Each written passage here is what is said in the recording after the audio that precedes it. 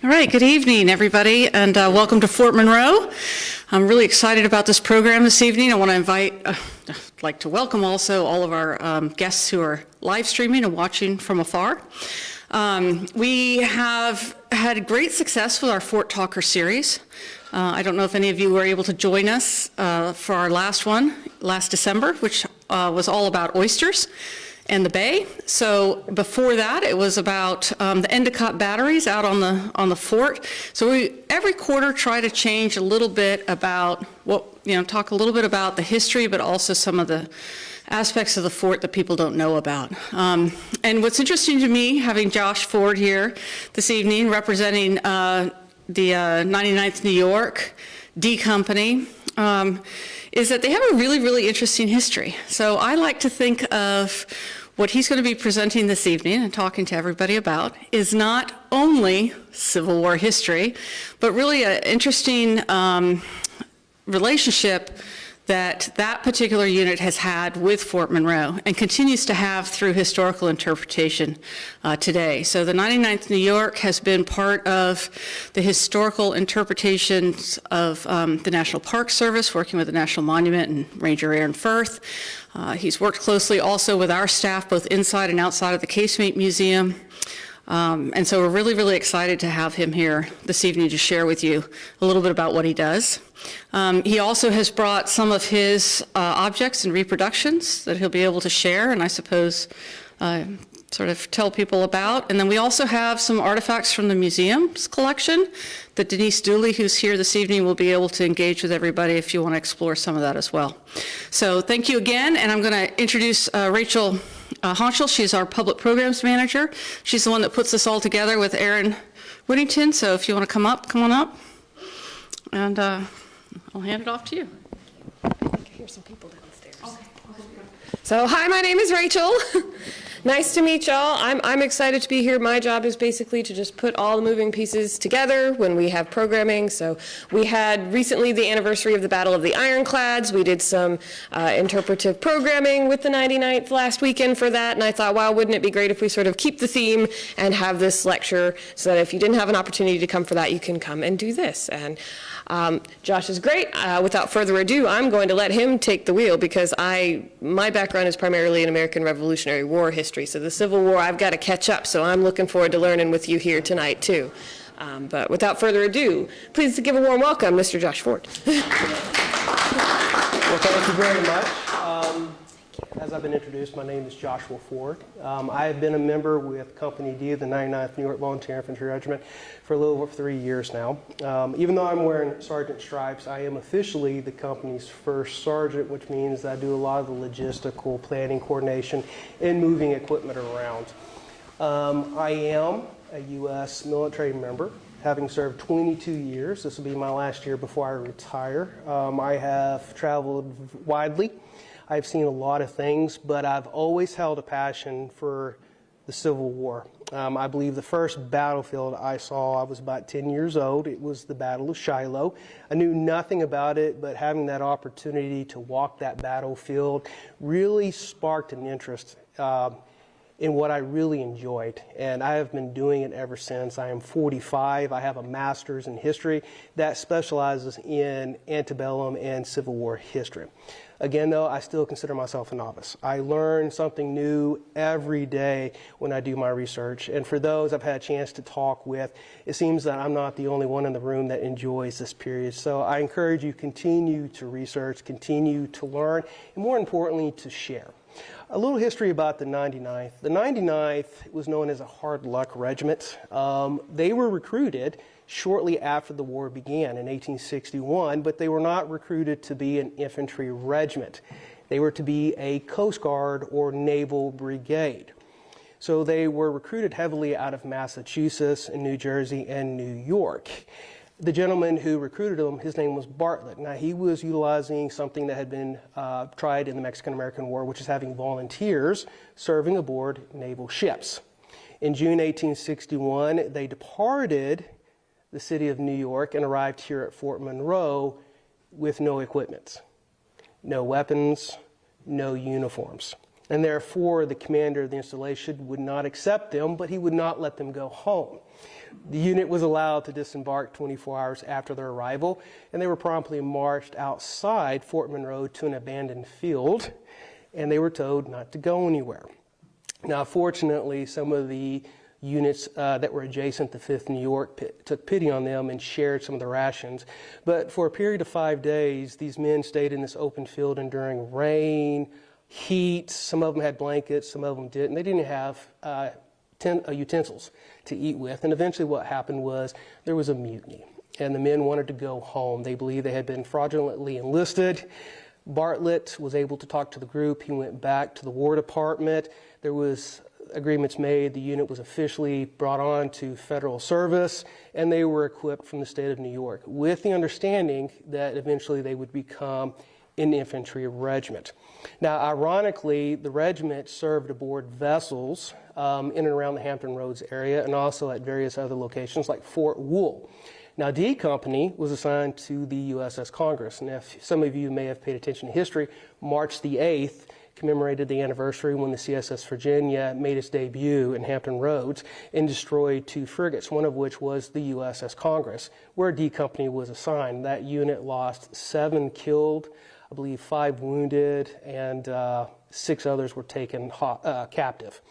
The unit would later fight as a regiment in 1863 in the Siege of Suffolk, and eventually would wind up in South Carolina, operating around New Bern and being present for General Johnson's surrender at the end of the war, which is unique for a regiment to start the war in 1861 and maintain its identity all the way to the end. Though they were not well known as like the Iron Brigade regiments or the 1st Minnesota, they did serve. Like many other units, and they do have a very unique history. So with that, what I would like to do is talk a little bit about the life of an infantry Union soldier, more of kind of an overbroad look, and then we will go more to an outward look as to what motivated them. More importantly, how did they survive the hardships during the American Civil War? So I think the first thing to do is to always start off with the uniform. I believe we've all seen this, and I'm wearing what is known as a standard issue uniform a Union soldier would have received. Now, some units, such as the WAVs, would have had something a little bit more flashy, but it was learned eventually through combat that you don't want uniforms that stand out because they make you a target. This uniform is known as a fatigue uniform. This is what the regular Army used when they were not in garrison. It is very simplistic. It is very durable. And it starts off with a kepi, and this is a French-style hat. This is known as a forage hat. This is the standard headgear a soldier would wear. Later in the war, you would see men make private purchases for more wide-brim hats, but those were the things they paid out of their own pockets. You'll notice that I do have a bugle. This designates me as an infantry soldier. My fatigue jacket is very simple. It has 4 buttons. It is roomy, but it is also easy to make and mass produce. It is made completely out of 100% wool. It does get hot in the summer, but it does allow me to wick away a lot of the perspiration. It also allows me to stay warm in winter months. And of course, I've got my sky blue pants as well as my brogans. Now, one of the things about the brogans early in the war is when they were trying to mass produce these in quantities, because the Army has gone from 16,000 to well over 500,000 overnight, manufacturers built one type of boot. There was neither a right or left. You had to wear that brogan until it fits your foot. Eventually, later in the war, they started making them separate for either side. Now, by regulation, I would receive 2 jackets a year. That doesn't mean I receive 2 at the same time. It means I receive a replacement. Soldiers would wear these uniforms until they either rotted off their body or they got a replacement. And a lot of times, they didn't clean these uniforms very well. John Billings, a veteran during the war, had mentioned that some soldiers wore the same uniform until they got a replacement. So if I got a jacket twice a year, it means I would wear this jacket for 6 months.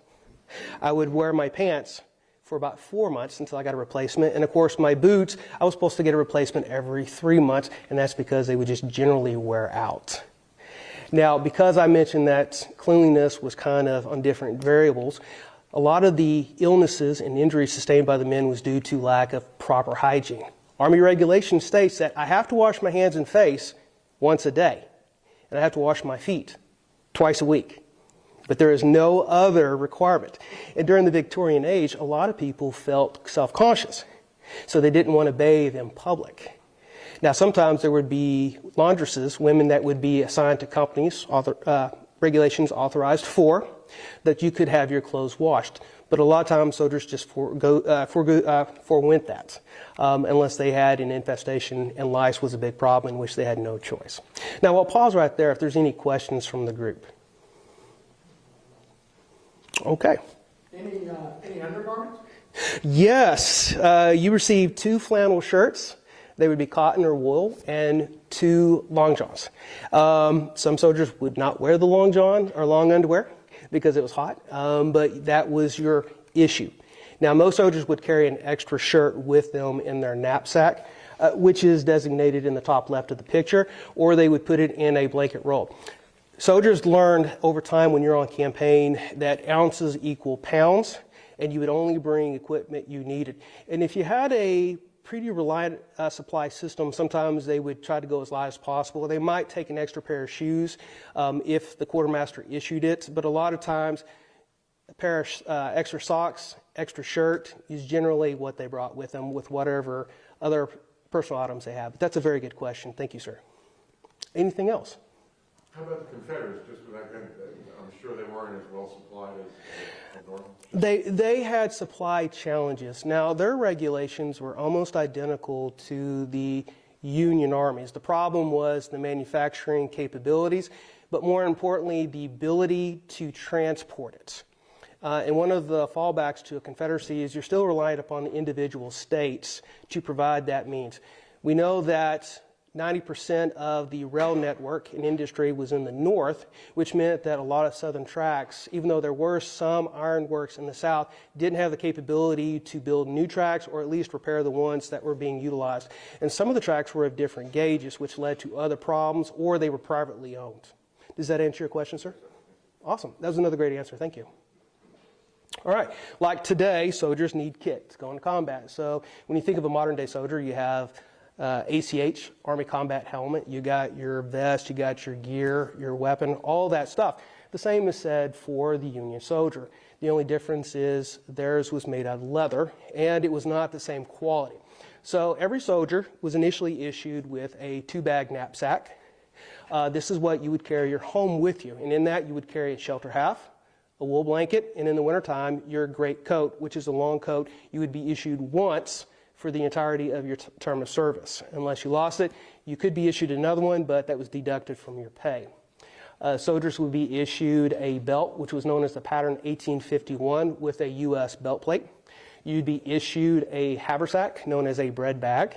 This is also where you would carry your 3 days rations. Rations usually consisted of hard bread or heavily salted pork that was sometimes prepared, sometimes wasn't. It was your responsibility to cook it. If you're on march, you would get 3 days rations, and sometimes you would carry some personal items like letters or writing material. In addition, you would obviously need a tin canteen. They would use tin plates, or they would take a canteen and blow it in half and use that as both a cooking plate or an eating plate. Of course, you would get a gum blanket, and I have shown this right here. A gum blanket is nothing more than just a piece of cloth that is tar. This is what soldiers used to keep the rain off their bodies. Now, there's a lot of discussion if infantry soldiers were issued what was known as a poncho. Most records indicate that ponchos were issued to the cavalry and artillery. Soldiers would just be given a blanket. Now, it doesn't mean that they didn't acquire it. It's just not something that was generally issued to them by the government. And then, of course, you would have your cartridge box, which would carry your 40 rounds of ammunition. Now, I will pause right there if there's any questions or comments from the group. How many pounds roughly were they carrying?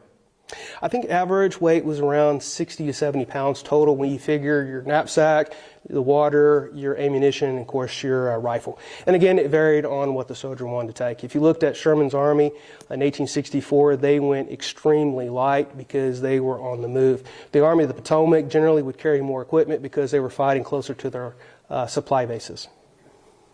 Good question, thank you. Okay. Yes, sir. So what would have been considered essential if you're going light? I would say essential, obviously, is your belt with your bayonet your percussion pouch, cartridge box. And then I have seen soldiers and pitchers just take a blanket roll. They would take their gun blanket, their wool blanket, maybe their shelter half, change of socks, change of shirt, and they would just roll it up and put it over. It's a lot easier. It doesn't hurt your back. I have rucked with my knapsack. It is very uncomfortable. And even when you have it all tight with things on the top like the wool blanket, it shifts quite a bit, and it's not good on the shoulders. Now, a lot of soldiers learned early on that you want to reduce your weight. Now, we do have records that soldiers were issued a lot of equipment, but when it came time to actually carry it, they would shuck it. So it was not uncommon to see armies, as they move through areas, you'd see a lot of things thrown to the ground. Sometimes this was not a good thing. We know at the Battle of Fort Donelson with Grant's army, as they were moving, they had what was known as a false seasonal time. It was really warm. They thought spring had come to the south, so the men had discarded their warm blankets. Within 24 hours, a cold front came through, and it was sleet, snow, rain, and because they were in close proximity with the enemy, they could not build fires. Otherwise, they would have drawn fire upon themselves. So soldiers kind of risked what they threw and what they kept. All right, so moving on. This is one thing people like to hear most, is what was the standard weapon? It was a muzzle loader.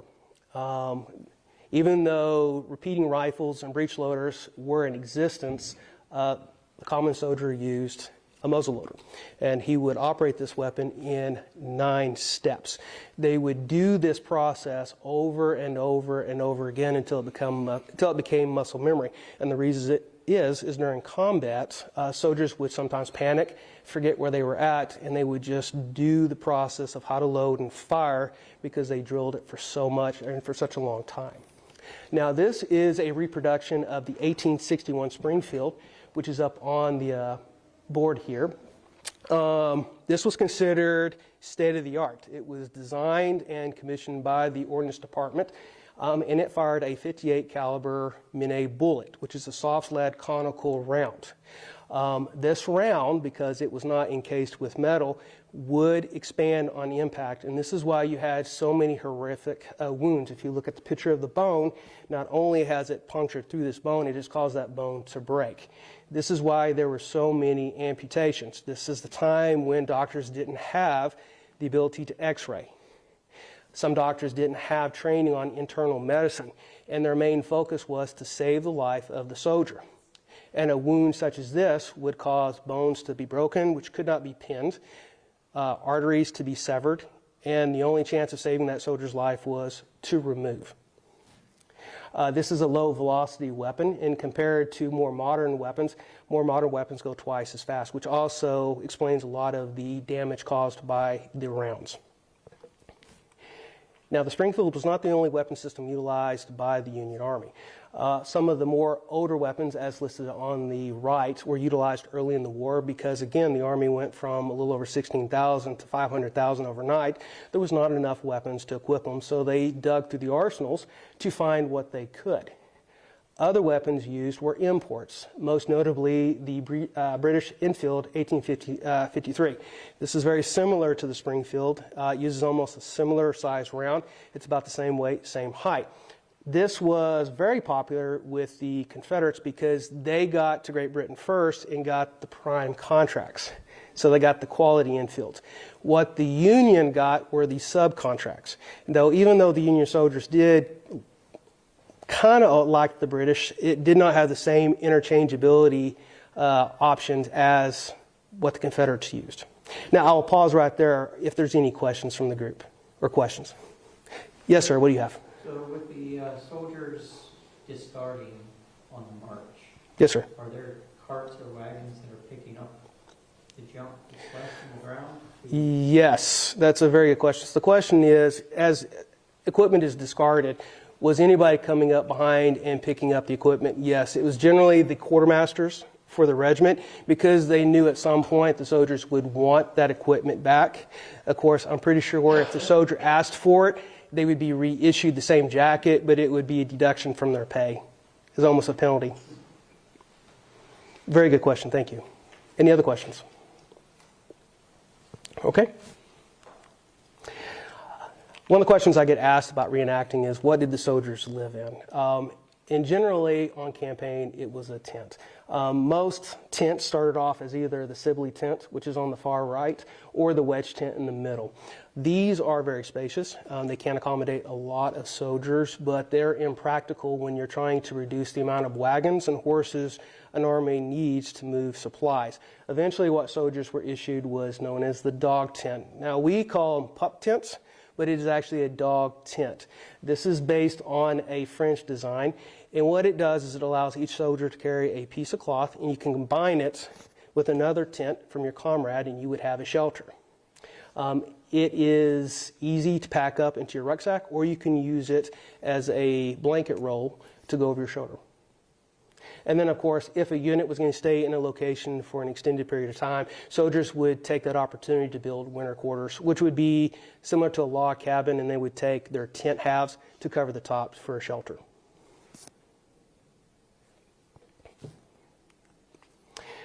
Now, as we go into more of a larger view of some of the facts for the soldiers, we know that evidence shows that 2 million Northerners, and I use the word Northerners because we do know that men and women did served in the military, and this is based on enlistment records and other evidence. The average age was 26. That doesn't mean that young men did not serve. It just meant that when you take the aggregate, most were 26. Those soldiers that were under the age of 18 did serve in other capacities. We know that 100,000 boys did serve, but generally they were musicians. We do know that an unknown number did lie about their age, so they could serve either as infantry, artillery, or cavalry. Most of them were males. They were white, they were Protestant, and they were native born. And most of them were farmers. I think 60% of all those who enlisted were farmers, even though in the North there was a higher number of skilled laborers because of the industry. I'd mentioned that women did serve, and one of my most favorite persons is Sarah Edmonds. She was not born in the United States. She was born in Canada. And as a young woman, she ran away from her family because they wanted her to marry a man she did not care for. So she took on the name Frank Thompson. She came to the United States. I believe she sold books. And when the war began, she enlisted with the 2nd Michigan and served from 1861 to 1863. But in 1863, Sarah contracted malaria. And Sarah did not want to go see her surgeon because she knew if she saw her surgeon, she would be found out. So she left the regiment to go seek help from a private doctor. While she was getting help and recovering, Frank Thompson was listed as a deserter. So Clara knew if she went back to the regiment as Frank, she would be tried, and the penalty for desertion was execution. Exactly. So she took back on her name as Sarah and completed the war as a nurse. After the war, she married, had 3 children. Unfortunately, none survived to adulthood, but she did, with her husband, adopt 2 boys. And then in 1870, 1880, she showed up to a reunion for the regiment and said, "Ta-da, I'm Clara." And it took a lot of convincing, but eventually the regiment realized that Frank was Clara.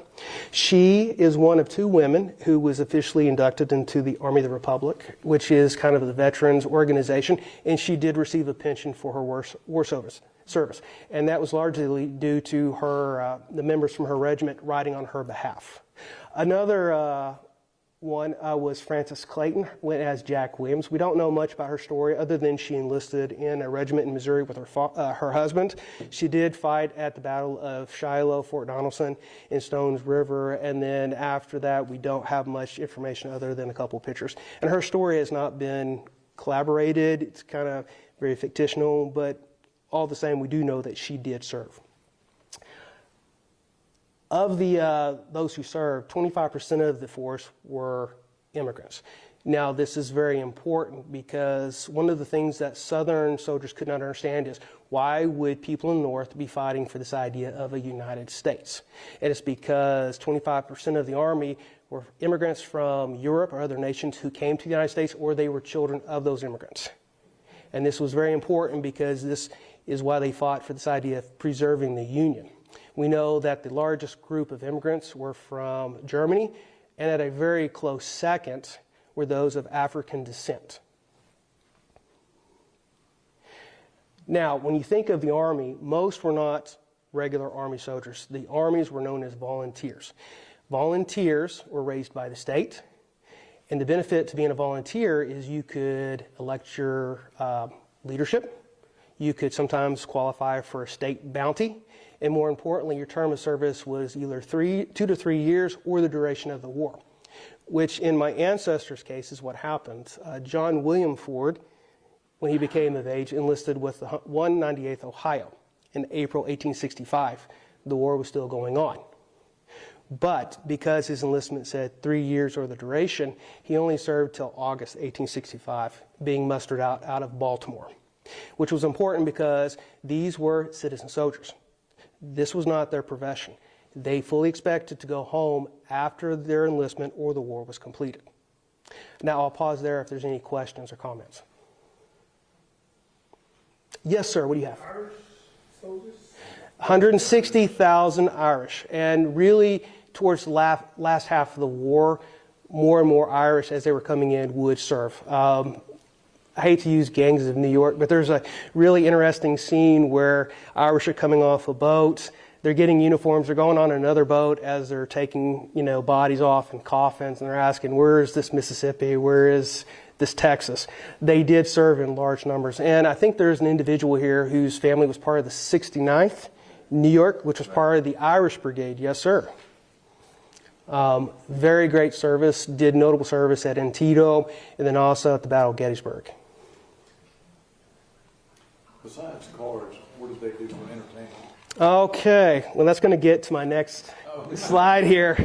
Hurry up and wait. Okay, you can't go off what movies state. Combat was not consistent. In reality, 8% of their time was actually in battle, which is kind of hard when you get into 1864 with the Army of the Potomac because they're in their overland campaign, they're constantly fighting. But prior to that, soldiers spent most of their time in camp. And what did they do? They read. They played games. They gambled. They would drill up to 8 hours a day, and if you weren't on drill, you were on a fatigue detail. So latrines had to be dug and covered up. Horses died. You had to bury the horses. You might have to fetch water. The longer a unit stayed in an area, the more they depleted the firewood. So they'd have to go longer to get the firewood because firewood was necessary for not only the heat, but also the cooking. And then, of course, you would have road construction, entrenchments, and guard detail. So whatever they could do to pass the time. If they weren't on drill, then they would some soldiers would just go off and be quiet, or they would gamble. Now, one of the funny things about gambling is early in the war, when battles would occur, you would see cards and dice be thrown on the ground because they believed if you had that on you and you died, you could not get to heaven.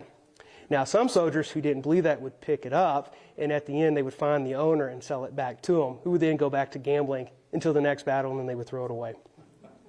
One of the things soldiers had to learn was how to survive in camp. Remember, these are rural people. They had not been exposed to boyhood diseases, and they weren't used to living out in the environment. So some of the things they faced were obviously diseases. Some had not been exposed to things as smallpox, chickenpox, typhoid, measles, things of that nature. And this is what killed the majority of the soldiers. And it was really due to camp life. A bad camp setup or a bad setup for a latrine would decimate. And in fact, when regiments would be formed, there was a mathematical equation that a certain percentage would automatically be discharged or die from disease as the men acclimated to being together. Contaminated water was one of the biggest killers that led to dysentery and diarrhea. This is before germ theory is really taken on, and soldiers would just continually drink the same water that was making them sick as they were dehydrating themselves.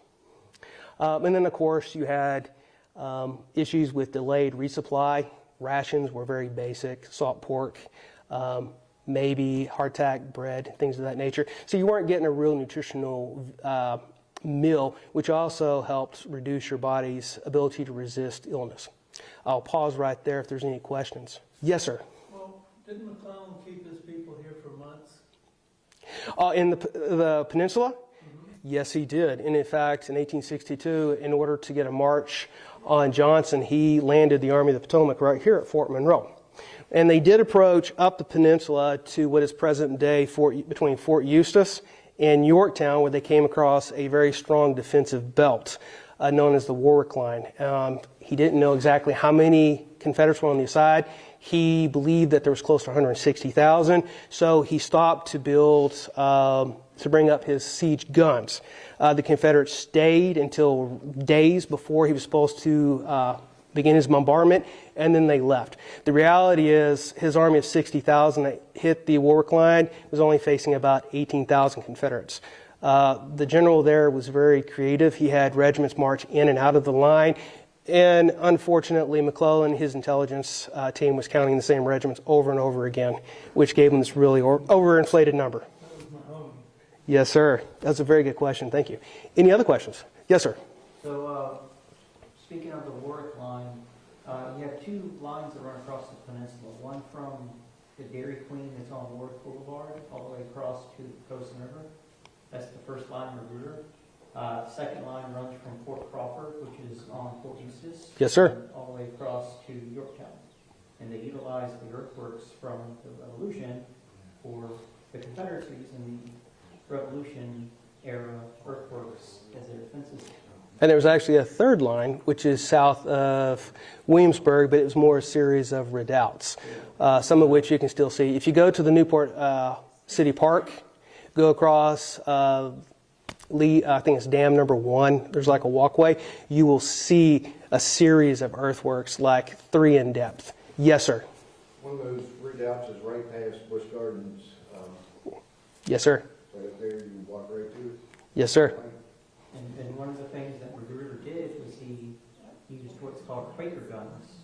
They would paint logs black to look like cannon, so when the balloons are in the air, They were counting them. down, they're counting what they think are cannon, but they're actually black painted logs. Yes, sir. Very good discussion. I appreciate it. Thank you. Anything else? This is amazing. Yes, sir. Hi, my name is Tim Savage, and my great-grandfather was one of the contraband people that were here Yes, sir. at this camp. And what I want to know, is there any type of list that the Army may have had of the people that were here that were the contraband people? I am not aware. Denise, would you? Yes, that's a very good question. Oh, Francois, yes, please. That's a very good question, Tim. Yes. The best people to ask for that is over at Hampton University Museum. They do a lot of work on that. Oh, okay. Thank you. He's gonna, I think I could maybe address that. I'm looking at the camera.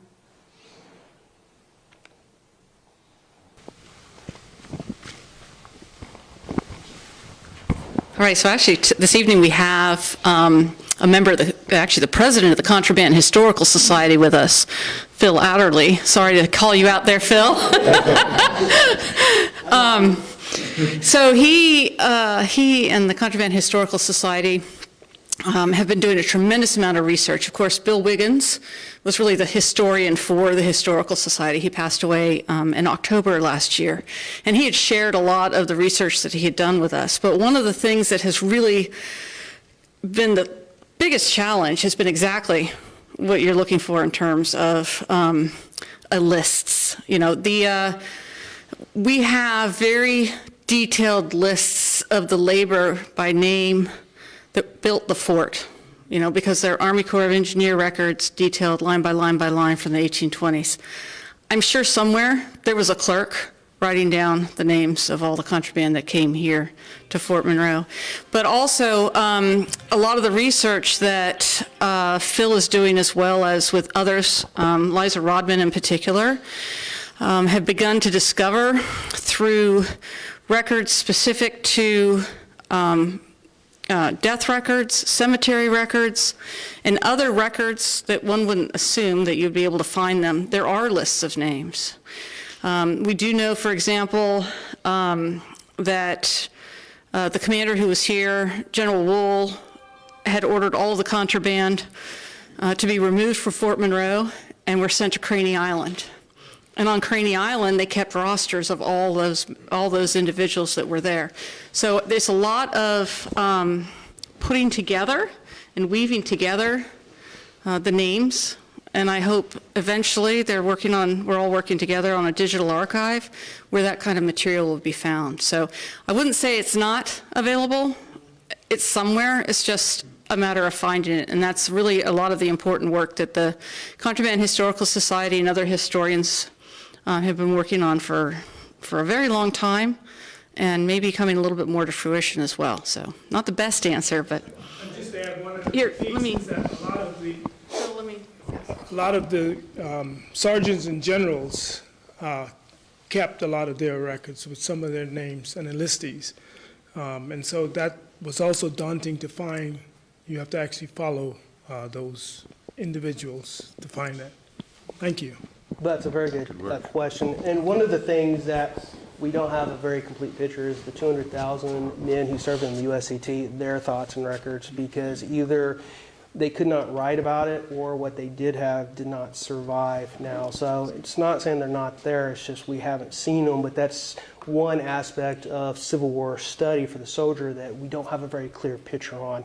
It's something that we definitely need to really explore. Yes, sir. Well, I actually have knowledge of my great-grandfather and great-grandmother being here because they're in the book written by Amy Morrell Taylor. Yes, sir.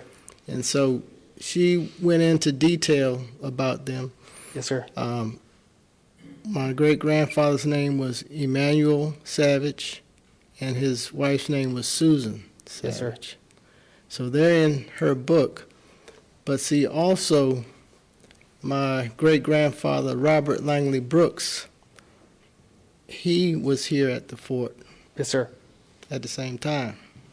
Yes, sir. So, Well, thank you so much for sharing that. It's an amazing story. And again, like I said, I learned so much more by interacting with people and hearing their history. So thank you so much for sharing. I'm just going to kind of quickly go through the last aspect of this is why did they serve? And there's a lot of reasons. And if you ask all of them, they all had their personal reasons. But one of the overriding reasons was this idea of restoring the Union. Now, prior to secession, the North was not really motivated until Fort Sumter was fired upon, and then it just galvanized the nation. There was also this desire to get in there because it was adventurous. The last time the United States had been at a major war was 1848 with the Mexican-American War. So you had an entire generation who was raised on these ideas of George Washington, Winfield Scott, Zachary Taylor, and this was going to be a quick war, and you had to get in there, otherwise you were going to miss it. So enlist now. The other one was a sense of community. Entire companies were recruited from counties and sometimes entire cities. If your family went, you went with them. If your father was going, your brother, your cousins, you went, because if you didn't, you were a coward, and you would never shake that, and you would always be remembered for that. Some of it also was employment. We know in the 1850s, the economy was in flux, so you may be employed, but the value of your product kind of up, went, and down. So having this consistent $13 a month, which sometimes you received on time, sometimes you didn't, was actually fairly a good deal. Especially if the war is going to be over quickly, you can go in and make a little money. If you could get a state bounty, that was even more important, which is why some men did serve. And then the other reason is the abolishment of slavery. Now, we know that early in the war that was not a war objective. Not everyone in the North believed in abolishing slavery, but when it became a war aim and the more time was spent in the South, soldiers determined and accepted that this institution had no place in the future of our nation. So with that, I'm just going to close it out. The American Civil War was one of the most pivotal points in our history. It shaped who we are. And to quote Robert Penn, who was a Pulitzer Prize novelist and literary scholar, he argued that it was the greatest single event in our history. He believes that the Civil War transformed both our social, political, constitutional, and economic landscape to what it is today. And to the greater extent, it helped define on who we are and answered this pivotal question on what was the future of slavery in our nation, and which was it had no place for it. So with that, I just want to thank the Fort Monroe educational team, the National Park Service, Fort Monroe Authority, everyone who attended today, who asked questions. It was an honor to be here. I look forward to doing this again, maybe. And I will answer any questions that you may have. So I'll open it up to the floor.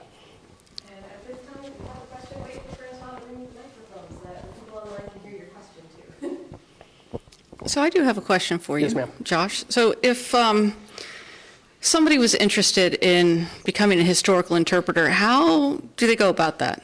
And then how do you all recruit also? Well, that is a very good question. Over the last couple of years, reenacting has kind of taken a turn downward because of COVID and the fact that the hobby is a little bit expensive. So we are actively recruiting. I do have a website for the 99th New York Volunteer Infantry D Company. I also have business cards. I am more than willing. If you have a passion for sharing history, for representing those who served, I highly encourage you and want you to come talk to me about it, because we do need more reenactors. We need people who really love to do this. Doesn't mean you have to camp out in a field. You don't have to sleep on the ground. We don't eat hardtack and salt pork. But what we do is we honor those who served. So my organization, we do educational events here. Some of our members can't take the field, so they participate here. They talk about the life of the soldier. I have one individual who's very knowledgeable on ordnance. He can tell you every weapon system, every type of cannon that there was during that period. I have one who specializes in medicine, another specializes in type of food, another one specializes in drill. Find something that you're passionate about, and if you feel like you want to teach others, that's really what we're looking for. And yes, if you do want to do the reenactments, we do that. In fact, this Saturday, I will be in Bentonville, North Carolina. This event is done only every 5 years, and we will be out in the field reenacting, probably not on Sunday because it's supposed to rain pretty bad. But if that's something you enjoy, we highly encourage you to do that. So please see me after this. I can give you a business card. I can show you where our website is. I can give you my contact information. Just please let me know if this is something you're passionate. That's a very good question. Thank you, ma'am. So as a follow-up to that, what are some of the other events available in this region throughout the year that you participate in or that you know of that you want to share with everybody where they can learn more about this particular conflict and maybe others? Yes, ma'am. On our website, I will post like when we will be doing a firing demonstration here at Fort Monroe. So during the summer months, we try to do it the first week of the month, usually on a Saturday in the afternoon, weather depending. We come here. We also do several events which Rachel or Denise invite us to. This last Saturday we commemorated the Battle of Hampton Roads, where I talked a little bit about the ironclads. The last week in March we will have a Garrison Day. We will have Union Cavalry. We'll have other periods I believe here as well. I will be here with some of our other members, and we'll be having a Saturday, Sunday educational event. We'll talk about life here at the post. In November, on Veterans Day weekend, we always do a military through the ages situation. Some of the local events here, the first weekend in June, will be at a place called Fort Pocahontas. This is only open once a year. Yes, sir. It is important because this is where the USCT held off an attack by Confederate cavalry, and they refused to surrender, which was an embarrassment because the Confederate cavalry thought this was going to be an easy victory. Obviously, it was not. But we do that on a Saturday and Sunday. We have other reenactors from the USCT. I think in Massachusetts they come down and we participate with them. And of course, July 5th, if you're in Gettysburg, there will be another big event they do every year. And then of course, in this area, the third weekend in October, at a place called Cedar Creek, we do a very large reenactment. I believe last year we had a couple thousand reenactors with at least 20 artillery pieces with cavalry attacking. So what I do is I would ask you to go look online, look for reenactments coming in the area, look on the Fort Monroe Facebook. They will list when we will be here. They will list what events they're supporting. Please come out, ask questions, and tell us what you know. Because like I said, I learn so much from people who do their own independent studying to increase my knowledge. Very good question. Thank you, ma'am. Any other questions? Okay, so I have to put a small plug in for a new tour that we've done several times, but we're launching it a little bit more aggressively in the summer. We are going to be offering a 1-hour guided tour is specific to the role of Fort Monroe in the Civil War.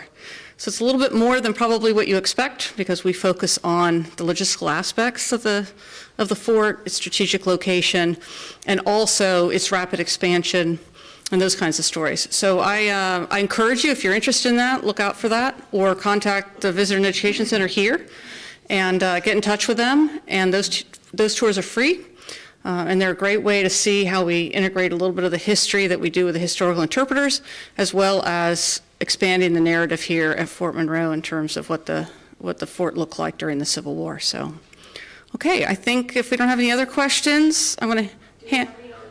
Yeah, are there any questions online there? No. Okay. Just Mr. Rusi and she enjoyed it immensely. Good. Thanks so much. Thank you, Kathy. Any way we can get a copy of your slides?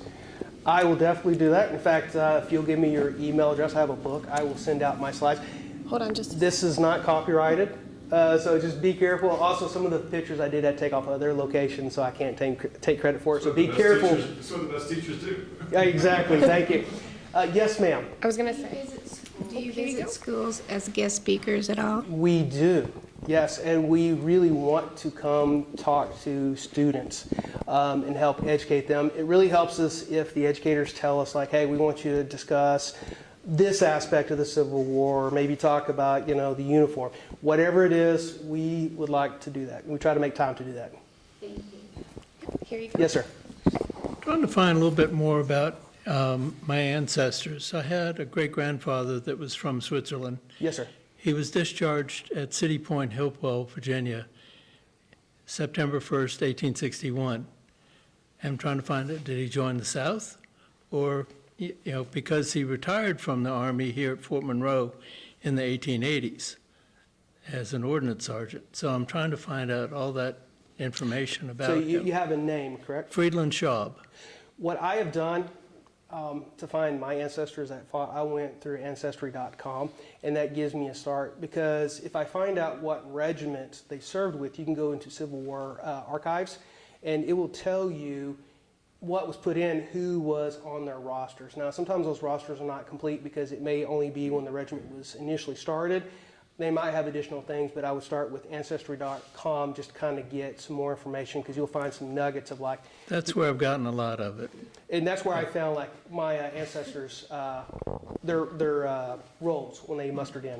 Yes, sir. I think Francois would like to say also, if it's related to Fort Monroe, you can always contact us with research requests. So I did want to add too, to follow up with yours, if you do find your unit information, you can find online Dyer's Compendium that was published that lists every single unit Yes. and where they were, when they were there, when they were activated or deactivated, and then also some other extraneous information such as casualties. It also lists all of the other types of units besides the regular regiments. It does have the full listing of all the United States colored troops and their regiments and where they served. And from that, then sometimes from a location perspective, it gives you a better way to find other types of documents pertaining to your ancestor. So that knowing the units served is really helpful, because then it's possible to trace geographically where they were and where those records might be. So that's just a suggestion to you. Alan, you had a question you wanted to statement? No, I was going to just share that another good resource for military history is Fold 3, which requires a small level of membership, but it's pretty extensive. All the Civil War records are microfished, and Fold 3 pulls from those records, both Union and Confederate. Over. Yes, sir. Thank you. If you're looking for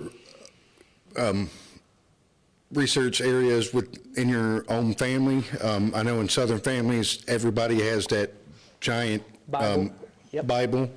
A lot of those, you can track down your own stuff for a couple hundred years, from marriages, deaths, to military service, all through them. So if you have those at home, you can look through those as well. I think the key thing, sir, is you just got to find some information, and you just kind of branch out as best you can. Yes, sir. Great I'll say, questions. any other questions?